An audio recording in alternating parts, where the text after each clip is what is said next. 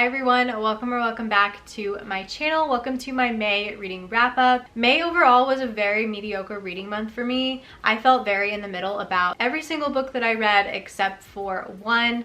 The last book that I read in May is a new favorite and was a hit. So make sure you watch until the end because I'm going to talk about these books in the order that I read them. So with all that being said, let's just go ahead and jump into the wrap up. So the first book that I read in May was The Score by Elle Kennedy. This is the third book in the Off Campus series, and I have been loving this series so much so far. I started it in January, loved the deal, gave that book 5 stars, and I really loved The Mistake, which was book 2. I gave that book 4.5 stars. So I was very excited for book 3. I went into it with really high expectations because this is Dean's book, and based on what I've seen of Dean in the other off-campus books, he is one of my favorite characters, so I was just so excited for his book. Basically, in this book, we follow Dean. He's known for being a playboy. He sleeps around a lot. And our female main character is Allie, who is actually Hannah from The Deal's best friend. And Allie is very much a relationship type of girly. She is a serial monogamist, and she just got out of a long-term relationship. But she ends up striking up a romance with Dean. They both kind of have to step out of their comfort zone and take a risk for the other person in this because Allie, like I said, has always been a relationship kind of girly, so it's a risk for her to get with Dean, someone who is not a commitment type of person. And then Dean, who always has slept around, is taking a risk to be with Allie, who wants something more serious. And that's pretty much the whole storyline. I thought there was a good chance that I could give The Score 5 stars. Sadly, I ended up giving it 3 stars. I was just a bit let down by it. I feel like it left a lot to be desired. Honestly, I feel like Dean had more personality in the other books than he did in his own book. Really, his only character traits were that he was a playboy and that he feels like a misunderstood rich kid. And same thing with Allie. I feel like her only personality traits were that she is a relationship girly and she wants to be an actress one day. And the whole storyline was just like her taming the bad boy. There was a little third act conflict kind of thing, which I feel like was thrown in there just as a plot device because the rest of the story was just kind of like Allie and Dean and their day-to-day, like working through their insecurities with one another and trying to make their relationship work. There just wasn't much to it, sadly, so I ended up giving this book 3 stars. It was enjoyable, it was fine. I'm loving the hockey romances. The next book I read, I was still very much in my hockey romance era, feeling positive about it. I wanted to read a hockey romance that I was just obsessed with. I wanted that same feeling as I felt when I read Mile High. But I was watching a lot of NHL, so I was like, okay, I don't want another college hockey romance, I want an NHL romance. So I picked up Consider Me by Becca Mack. This is one I've been seeing all over Book Talk, and people are obsessed with this book, obsessed with this series because it is the start to a hockey romance series, and people love the male main character in this, Carter Beckett. So I was so excited to give this one a try. In it, we're following Carter Beckett, who is an NHL star, and it's literally same exact plot as The Score. Carter Beckett is known as being a playboy. He sleeps around a lot. He's photographed with like a different woman every single night pretty much. And then our female main character, Olivia, is very much a serious relationship kind of girly. This story starts out at Olivia's best friend's birthday party, and Olivia's best friend is actually the girlfriend of Carter Beckett's roommate. So they're all at this birthday party together. That's how Carter and Olivia are introduced. Carter tries hitting on Olivia and she turns him down because she's not looking for a one-night stand. And Carter is so taken aback. He's like, I've never been rejected before. Like, do you know who I am? And she is well aware. She actually follows hockey. She was a hockey player herself. So he's just like flabbergasted, and basically it turns into him groveling, begging her to give him a chance, him trying to change his playboy ways for her. And it's again that trope of like the serious relationship girly taming the bad boy and the bad boy settling down for this girl. And this book was kind of all over the place for me. I ended up giving it 3 stars. The first 10% was kind of strange. It felt very Wattpad-y. I almost DNF'd because it was just weird and I didn't think it was going to be for me at all. But after the first 10%, I do think it got better. The tension between Olivia and Carter was really, really good. But then at the 50% mark, they're kind of like set. Like they've gotten together and they're good. And it again becomes just their like day to day. Like there's a few struggles in their lives that they're working through, but there wasn't really much to the storyline, and they got together so early. And then there is a third act conflict that I predicted right before it happened, so I thought it was kind of like, again, used as just a plot device. But overall, there were things I liked about the book and then things I didn't really like about it.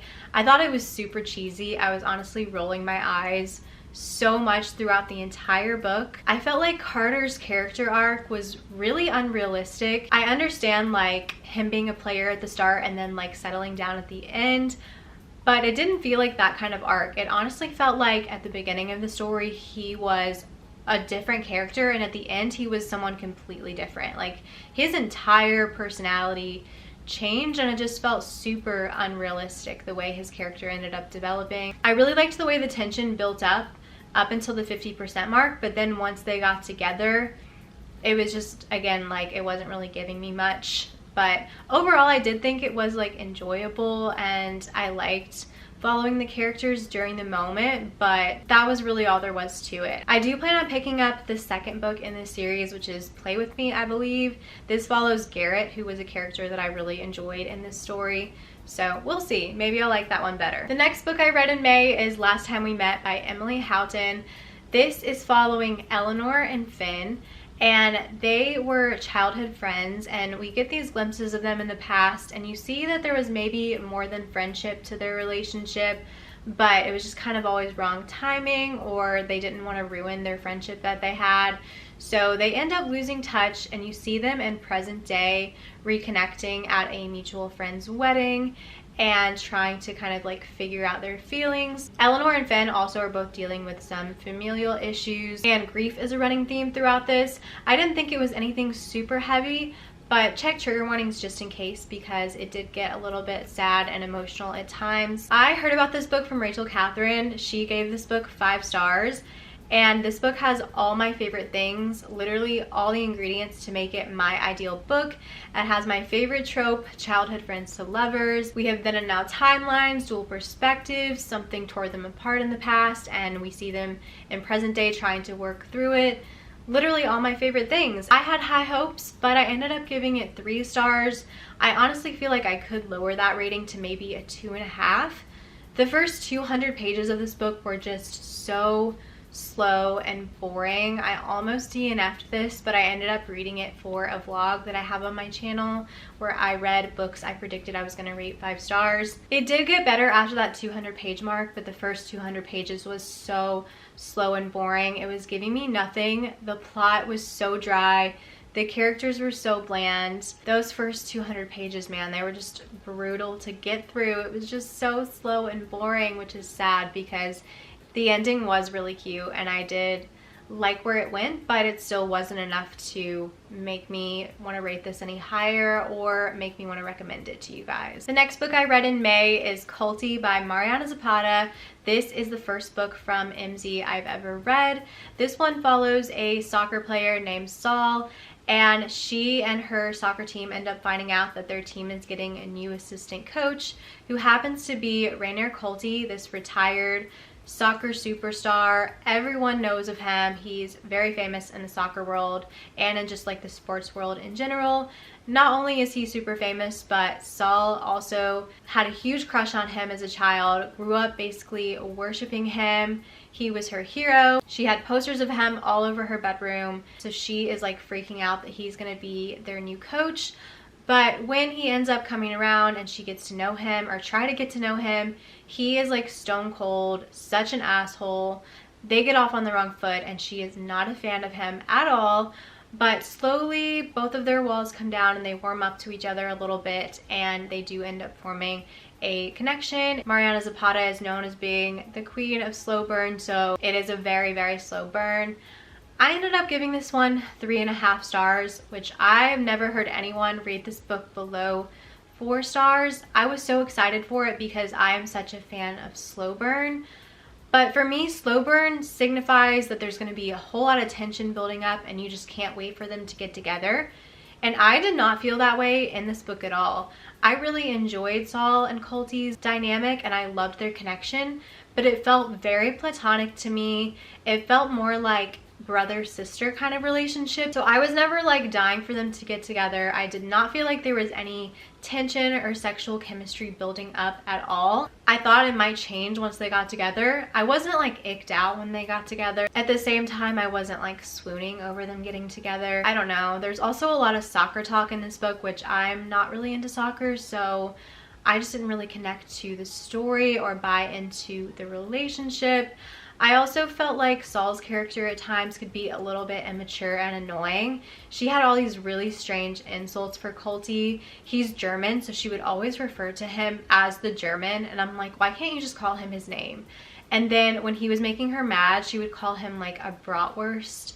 And then when she was happy with him, she would call him like her German chocolate cake. I think that was his contact name in her phone. Just some of the things she said, I was kind of like, that's a little weird. But a 3-star for this feels too low because I do think the story was really well written and really well crafted. The characters were very well developed and they felt like real people, but I wasn't quite on the level of enjoyment to give this book a 4-star. The next book I read in May was Flawless by Elsie Silver. This is a start to her Chestnut Springs series. I've been hearing so much hype for this series, so I could not wait to pick this one up, and I'm actually filming a reading vlog for this whole series. These are cowboy romances. I've never read a cowboy romance, but it sounded very summery to me. The way people were describing it, I just loved the vibe of it, so I was very excited to give it a try. In Flawless, we follow a professional bull rider named Rhett Eaton, and he has a sponsorship with milk, and one day someone catches him on camera saying that he doesn't like milk, so he ends up getting dropped from his brand deal, and then the public kind of are shaming him because a lot of his fans are like farmers, and I guess some of that would be dairy farmers, and they feel like his comment was kind of disrespecting them and disrespecting his roots and the farm he grew up on. So he is in hot water with the public and at risk of jeopardizing his other sponsorships and brand deals. So he ends up meeting with his like PR agency, and this is where we meet our female main character, Summer. Summer is the daughter of Rhett's agent, and Rhett's agent kind of gives Summer the assignment of basically babysitting Rhett and kind of walking him through interviews and trying to get back in the public's good graces, and she ends up going to live with Rhett in his family house out on their ranch, and then it follows their romance. And I ended up giving this book 3 stars as well. I thought it was really enjoyable. I liked the vibe of it. It was a fun time. I'm actually one of the few people that really like a 500 or 600 page long contemporary romance because I feel like it gives you so much time to get to know the characters. I feel like it builds everything up better. And this book was about 400 or so pages, and I just feel like it needed more detail. I feel like it needed a little more character and relationship development, but I enjoyed it for what it was. I don't quite feel the same level of enjoyment about the first book as everyone else, and when I finished it, I was kind of like, I don't really get the hype. But I have to say, it is now a couple days into June. I've started the second book. I am filming a reading vlog, reading the entire Chestnut Springs series. 3 books are out so far. The 4th book is about to come out, so I'm gonna vlog myself reading the first 4 books in the series, so you will find out all my thoughts soon, but just know that my feelings about this series has changed. So stay tuned for that video coming soon. Okay, then for our grand finale, the last book I read in May, also my favorite book I read in May, also probably gonna be one of my favorite books of the year. One True Loves by Taylor Jenkins Reid. Oh my god, this book was so good to me. In it, we follow a woman named Emma Blair, and we see her in high school. We see her fall for this boy named Jesse, and they end up falling in love. They are high school sweethearts that end up getting married, and they live out their dreams of traveling together. But one day Jesse gets called away on a work assignment, and the helicopter that he's in goes down and crashes, and he is presumed dead. I promise that's not a spoiler. It's on the back of the book, and it literally tells you that on like page 3 of this book. Emma is grieving the loss of her husband, her soulmate, the love of her life. It takes her years to try and pick up the pieces of her broken heart and move forward, but she ends up going back home to live with her parents, and it is there that she reconnects with a guy she knew in high school named Sam, and she ends up being able to open her heart to love again, and she gets engaged to Sam. But a few months into their engagement, she gets a call from her presumed dead husband, Jesse, and he's like, hey, I'm not dead and I'm coming home to you. So it then becomes, who does she choose to stay with? Does she stay with Sam, who she's currently engaged to, or go back to her husband, Jesse, who she thought was dead? And I connected to this story so much. If you can't tell, I gave it 5 stars. This book made me sob. I feel like not enough people say how sad this book was, but I was truly like grieving the loss of her dead husband, which, you know, he's not actually dead, but the way she grieves him, it is just like the most heartbreaking thing. This story was so touching. It was so beautiful. I was torn on what she should do. I felt like there was a person in here that I wanted her to pick, but there was a situation that I wanted her to pick. I was so 50-50 about it, and I was really happy with the way that the story ended. I thought it was a really good ending. I think I knew I was gonna give it 5 stars from like page 30. I never wanted this book to end, but at the same time, I couldn't put it down because I just had to know what was gonna happen and how it was gonna end.